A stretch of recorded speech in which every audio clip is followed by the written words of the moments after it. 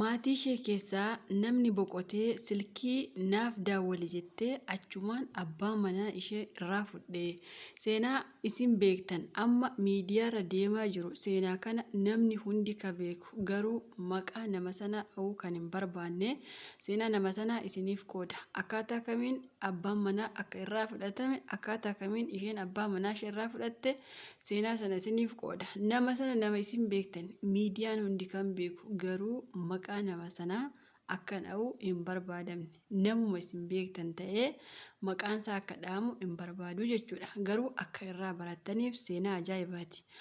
Ani yeroo jalqabaa hiriyyummaatiin walitti dhufne isheenis ijoollee qabdi innis abbaa ijoolleeti guyyaa tokko maatii ishee keessaa namni baddalame yookaas du'e isheenis guyyaa sana biyyuma keessa osoo jirtuu niitoorkiin gara biyya sanaatti bahuu dide jechuun silkii isaanii natti laatte haa ta'u malee abbaan manaa ishee guyyaa sanaa akka carraa ta'ee mana hin jiru.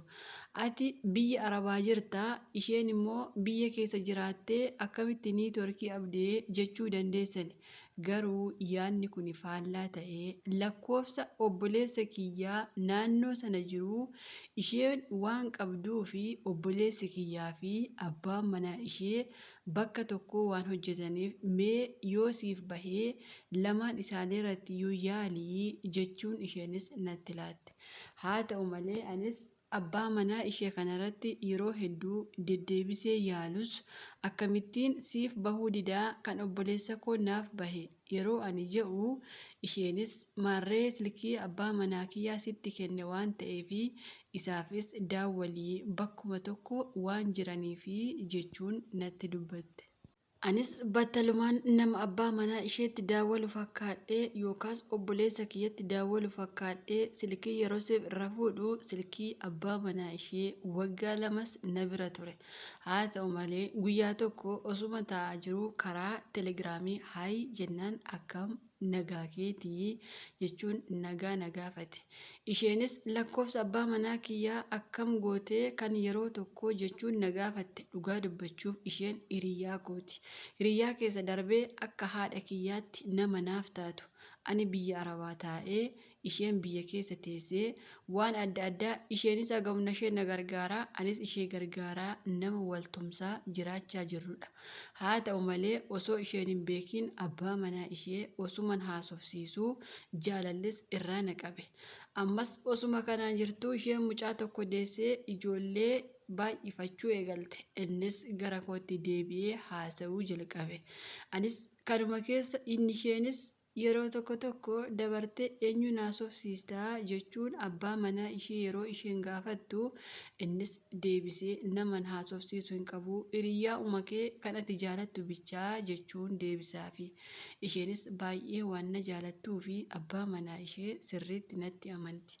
Icciitii isaaf ishee gidduu jirus guyyaarra natti himaa oolti anis icciitii isheerraa funaannadhee abbaa manaa isheetti hima dhugaa dubbachuu fi waan isheen na oksitu tokkollee hin jiru.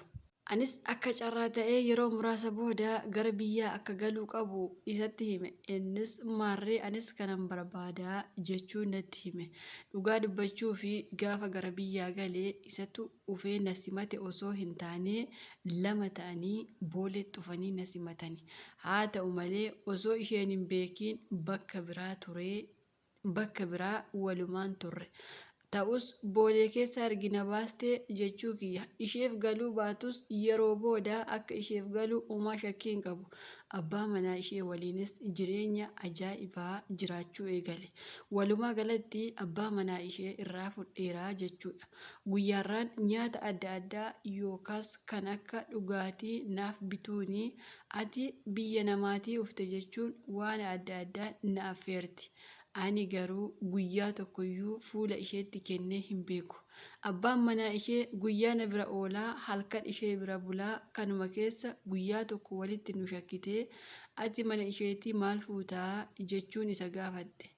Innis waan kana addunyaan haa baru jechuun natti hime. Namuma muraasatti himnee ifa baafachuufis waliisaa wallaalle.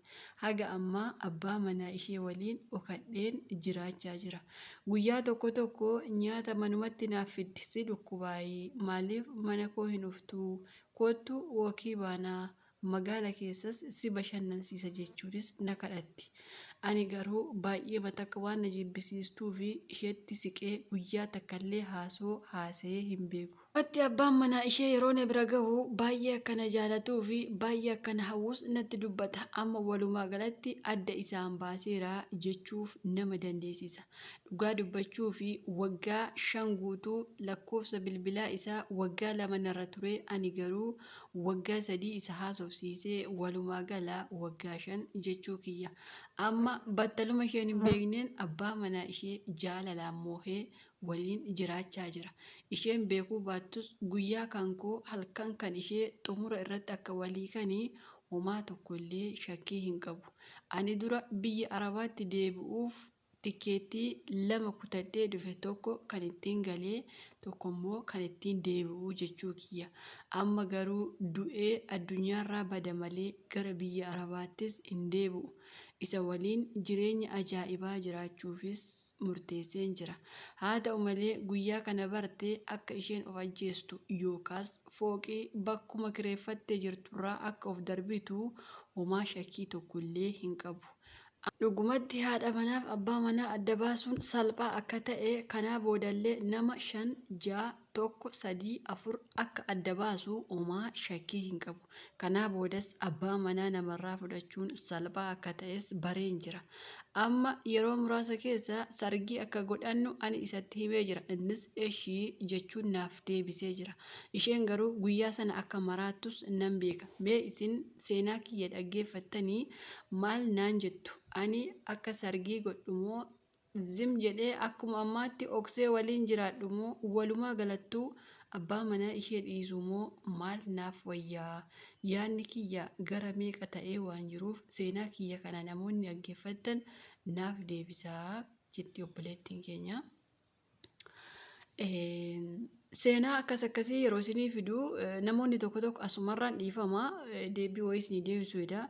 Namoonni koomentii yeroo barreessinu nu didaa takka barreessine lammaffaarratti maaf nu didaa silkii biraatiin barreesse warri jettanii anatu cufe maaliif cufte jechuun keessaniin oolu. Koomentii kiyya hunda cufe osoo hin taane namoota naqeequu barbaadan matumaa gadi qabee yerooma sana akka namni sun deebi'een barreessine natu godhe jechuudha. Viidiyoo dhaggeeffachuu dandeessa garuu koomentii barreessuu hin dandeessu jechuudha. Sababiinsaa namoonni nama qeeqan namoota haga namaa hin geenyetu nama qeeqa waan ta'eef animmoo yeroo nama qeequs yeroo hin qabu.